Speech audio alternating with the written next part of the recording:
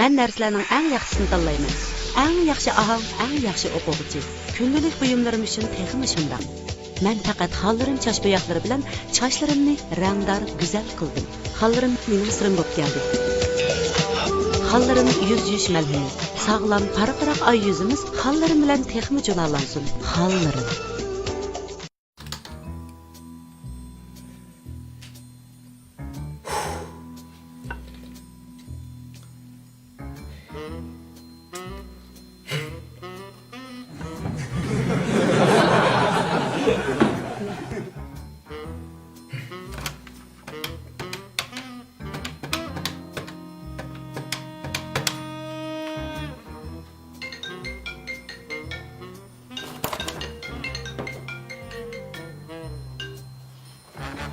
Voy, yaxshimisiz? Yaxshimisiz abonent? Men bosh shirkatdan sizga telefon qilyapman.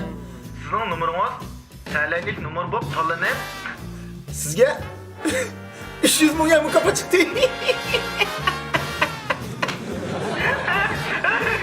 sizga shu nomer mukofot chiqdi. Ben makesim tuncu katım kılışımdı. Konlaştıramadım. Set oldu ya. Estağfurullah.